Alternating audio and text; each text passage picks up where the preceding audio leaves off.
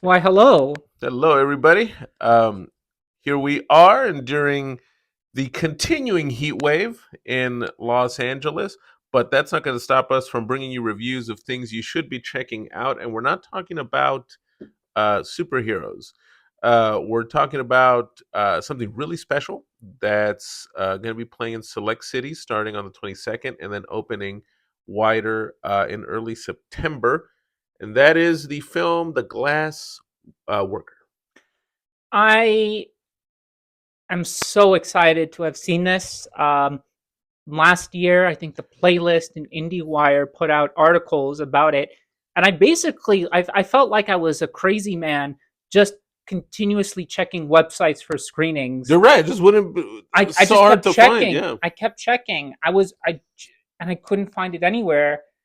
And then a couple weeks, or not even a couple weeks, last week, Alcy just sends me a screenshot that it's playing at our one of our local Lemleys, and we had to pants on it. We Oh couldn't yeah. let this opportunity pass us up. And not only was it a very special screening because of the movie, but as it turned out, it was a whole event put on by the American distributor, Watermelon Pictures, who kind of made it a bit of a premiere event, including a special appearance by the film's director. A great screening, and again, we don't like to mince words. Just say straight off the bat, this is uh, one of the year's great animated films. Such a work of art and heart from Pakistan, uh, and it has that touch of the great fables in that it's in cinema, right? It's a visually stirring piece with these beautiful universal messages about the human experience, about war, about what war does to society, about what war does to just like the most personal relationships in life. The cost of pacifism, Yes, or the yes. attempts at pacifism. All told through the world of this small town where the town's key glassmaker, let's say, is tutoring his son in the ways of glassmaking, but there's a war brewing, and so the community gets overtaken by that typical militaristic fever, Nationalistic. that nationalist Let- fever that overtakes And societies. let's just say it's an unidentifiable piece of land that is Yeah, claimed by two different factions. So definitely has nothing to do with Pakistan whatsoever. yeah, and the conflict, or the conflict going on in India and between India and Pakistan Mm. over Kashmir.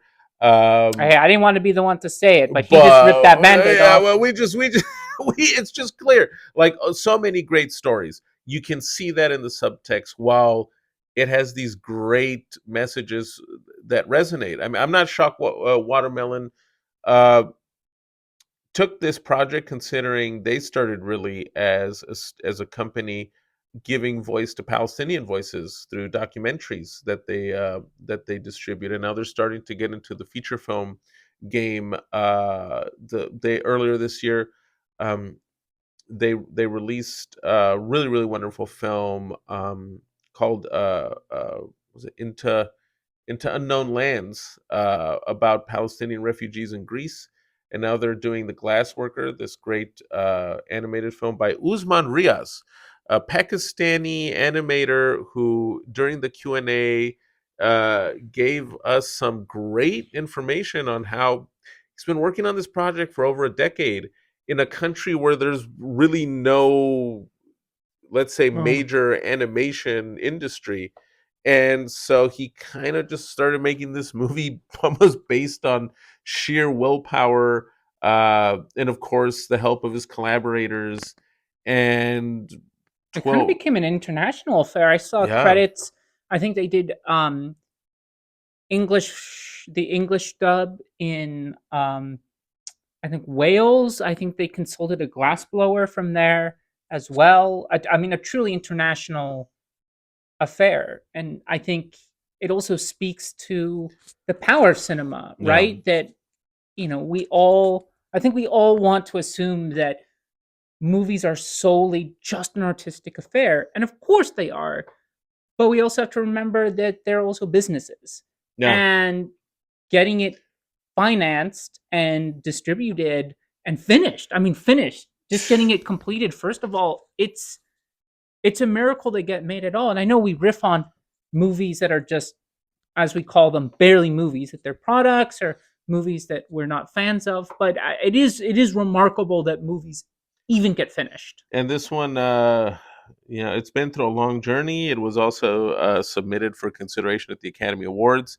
Didn't make it to the nominations, but Inside Out 2 got a right. nomination. And I'm sorry, I haven't even seen it, but Oh, there's no way come it would on, compare to man. this. Again, it's such a wonderful film, but it did open doors for Usman, and he talked about getting to visit Studio Ghibli and meeting Miyazaki and a lot of his animation heroes from his childhood, and hopefully now it'll get attention here in this corner of the world where these stories just are never told on a broad scale, and in this style, this anime style, let's say, that's so universally acknowledged and loved, to be used to tell these kinds of stories is something really special and really cool. It's got a little bit of everything. It's got romance, it has war, it's got even hints of kind of steampunk to its Yeah. style.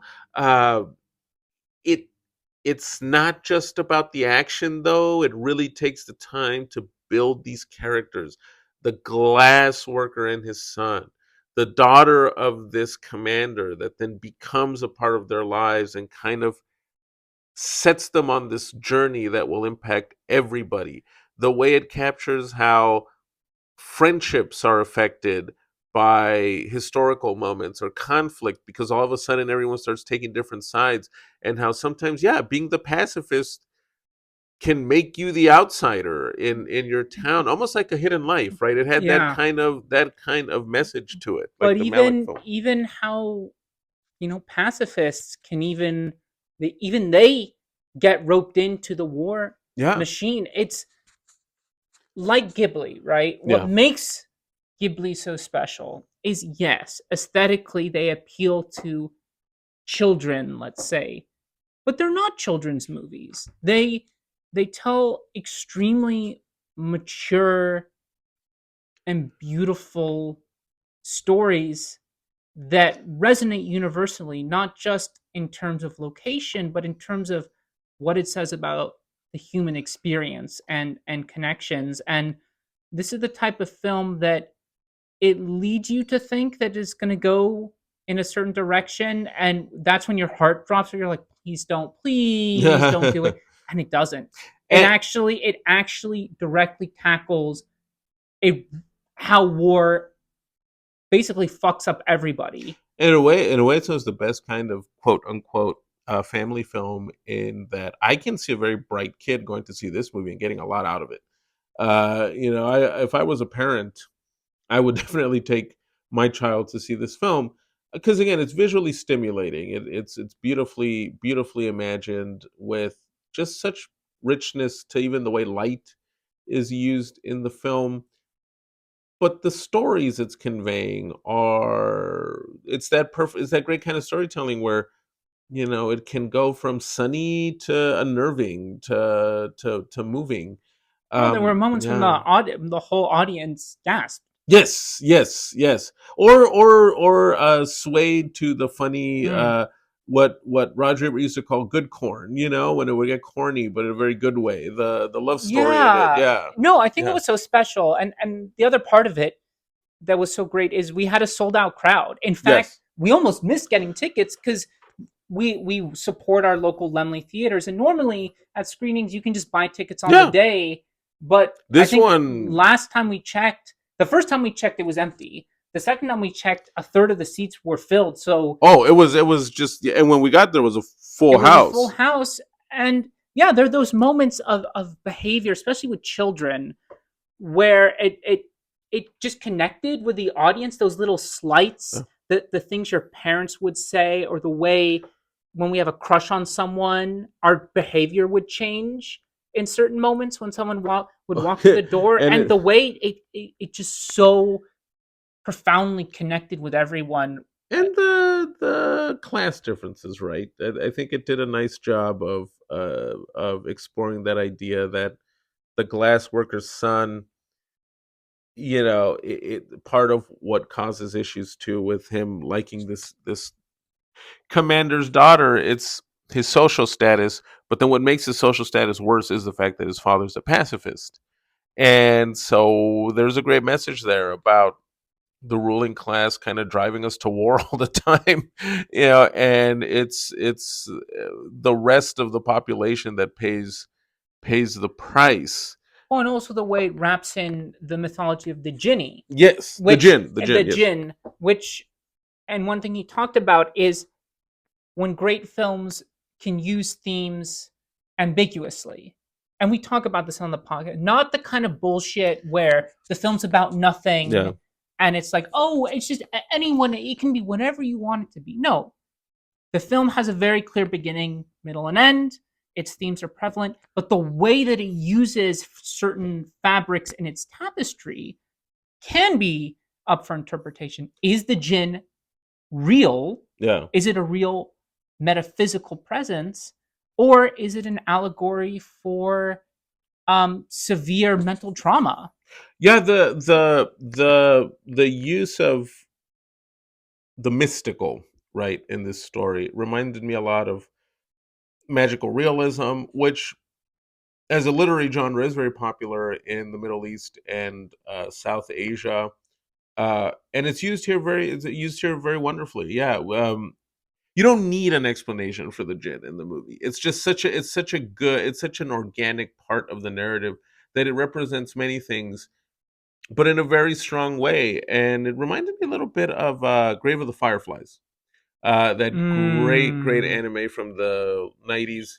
probably Um, one of the best. yes, I don't think I've ever met a person who's seen it who has not been moved. been Yeah. moved.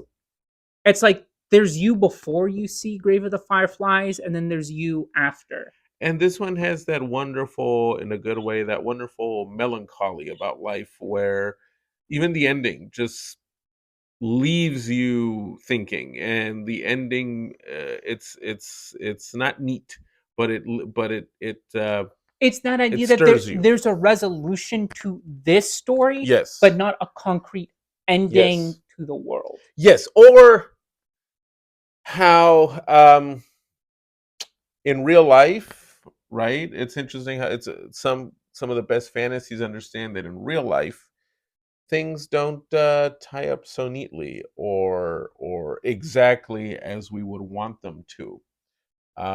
Life has heartbreak to it. And the melancholy of reminiscence. Yeah. I'll just say that I, at least lately, over the last few years, I try and avoid trailers or reading too much about a film. I think there's something that I've realized that there's so special about not even knowing the structure of how a movie is told. And in this one in particular, I had no idea what the plot was. I had no idea in the involvement of the characters. I just knew that it had Yeah.